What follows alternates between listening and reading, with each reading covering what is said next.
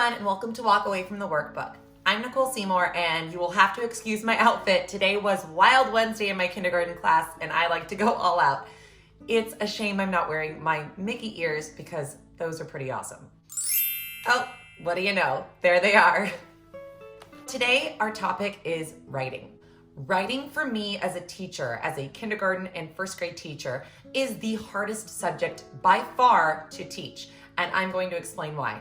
I've had to do a lot of reflecting as a teacher to figure out ways that work to teach young students to write. And not only to write, but to want to write and to be engaged in writing. The first thing that makes writing really difficult is having to come up with an idea. We need to acknowledge that it is not easy to come up with ideas for writing. It is okay if your child or your students do not have a productive writing day. And why I did the air quotes is because productive to a lot of teachers and parents might mean actually seeing something written on paper. But you can have a productive writing day without writing anything at all. So what you need to do as a parent and an educator is make sure you are giving your children and your students opportunities to write.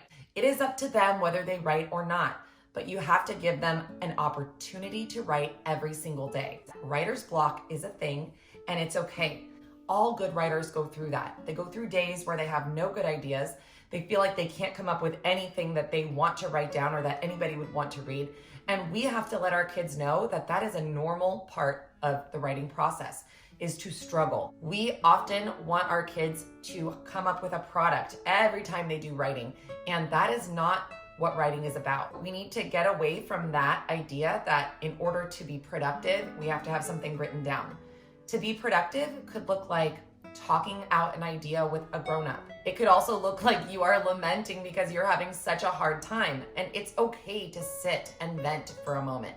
I am thinking of a student that I had a few years ago, first grader, and he was really struggling to come up with ideas to write, and he was getting really frustrated during writer's workshop. And so what I did was I brought him into a small group. I sat and I talked with this boy, and as we were talking, he started telling me things about his life. He started telling me things about what he likes, what he doesn't like.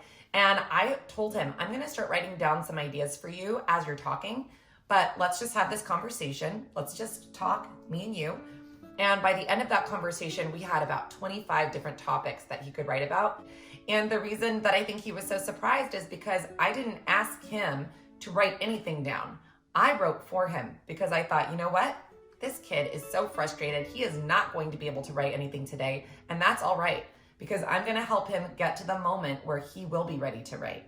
And that is how we had a productive writing day without actually writing. Coming up with ideas is a challenge, especially for our youngest learners. Once we have those ideas down, and once we have given children an opportunity to explore those ideas, even if they haven't written them down yet, now they have this daunting task of getting these ideas onto paper. For us as adults, we don't even think about it because we have been writing our whole life. We know how to write. We know how to sound things out. We know what those words look like because we've read them so many times. Our kids, they don't have that repertoire of knowledge that we have. They haven't been exposed to as many words as we have. They haven't been exposed to as much writing as we have. So we have to meet them where they are. And where they are is they are stuck with their idea and how to get it from here onto a piece of paper. That is not easy. They have to think about how to sequence their ideas in a way that makes sense. That's difficult. They have to think about all the language conventions that go along with writing. That's difficult. Start with a capital letter, put space between your words, make sure you have the right punctuation. There is a lot that goes into the writing process. Kids need an opportunity to dump their ideas on paper. Most teachers know this. We know that our kids need to know that the first time they write is a draft.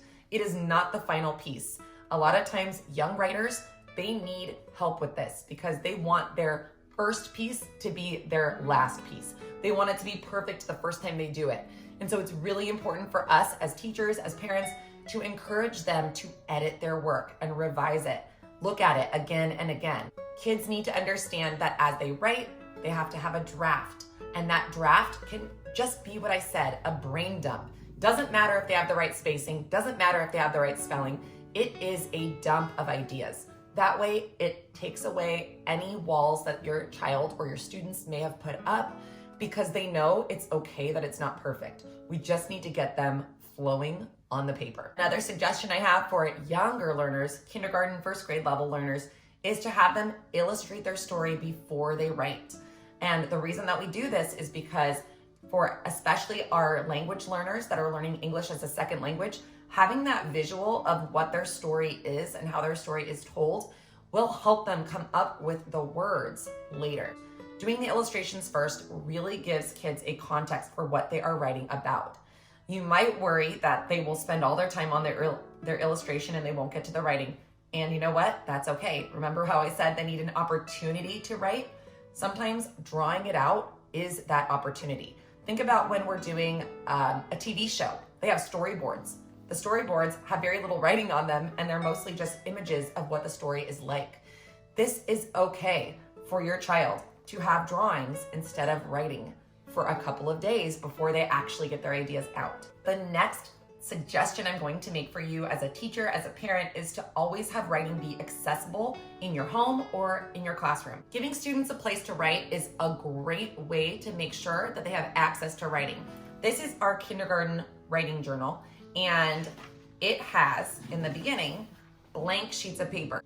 Blank paper? Don't kids need lines? No, they do not. There's actually a lot of research that suggests that kids do not need lines in order to be good writers. Some kids really don't like lines and they feel like they restrict or hinder their imaginations. Kids who like lines and crave lines will do a couple of things. They may make their own lines on the paper, or they may ask you to provide them lines. And if they do that, that's fine. Then you know you have a kid that wants lines and they need that structure. But there are other kids that do not need lines and they can just write. Another way to make writing accessible, if you're like me and you have realtors that are leaving little pads of paper on your doorstep all the time, save them and bring them to your classroom or put them in places around your house that might encourage your child to write. For example, at my house, I keep a little pad of paper with some pencils right at the little play kitchen that my kids have. So your child may want to create a menu out of this paper. Your child may pretend to be a waiter or a waitress and want to write down what you pretend to order from them when they are playing their game. Your child might want to pretend to make a grocery list if they are going shopping for food. So there's a lot of reasons to keep one of these in a play kitchen or in a play area in your home or in your classroom. You might also want to get some fun pencils or pens to encourage writing at home.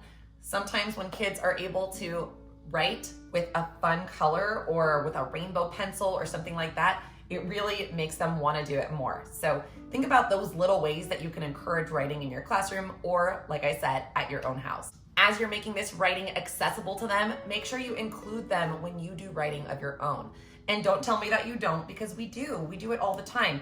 We just may do it on our phones or on our computers. So take the time to, instead of writing your grocery list on your phone, write your grocery list on an actual list of paper. Have your child do it with you. Have them write those words at the same time you are so that they are able to make their own list. Or have them make a list of toys that they want.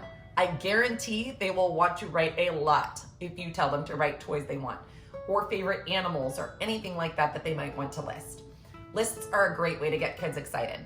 Another thing I love to do in my classroom is provide kids with books, blank books. I like to take 2 sheets of paper, fold them in half, and put 3 little staples down the side. Keep in mind that in my classroom, we actually do a lot of bookmaking. So it is part of our writing process to learn how to write a book with a front cover, with a title page, with an about the author on the back, so that kids really know every part of a book. And when you give them these blank ones, they know exactly what to do with it because they have made their own books so many times with you. You've already modeled it. You might also want to provide different sizes or different colored paper to make it even more exciting for them. So this is just a little bit of a smaller version of what I just talked about, but kids really enjoy making books and always they love to share them. Something else that might help you encourage your child to write at home are word cards that are illustrated. I have a lot of these, I'm sure teachers do, that are just words that have a very simple illustration on the end so that the child can take the word and write it down if they need that specific word. These ones are obviously all school supplies because I took them from my classroom, but I also have other word cards that I keep. I got these from the dollar store. You'll notice I put them on a little ring. I just punched a hole in the side and put them on a ring so that the kids can flip through and they can find whatever word they want and the word is right underneath. So my kindergartners love doing this. Sometimes they'll use these in stories or sometimes they'll use them in lists. whatever level they are at, they really enjoy it and it keeps the mess down to a minimum. So that is all I really wanted to talk to you about today. Just a few of my suggestions for getting kids excited about writing, and also talking to you a little bit about why writing is such a challenge for our young learners and for our older learners too. So if you like this video and you want to see more, go ahead and leave a comment with any questions you might have or with any suggestions for what you'd like to see.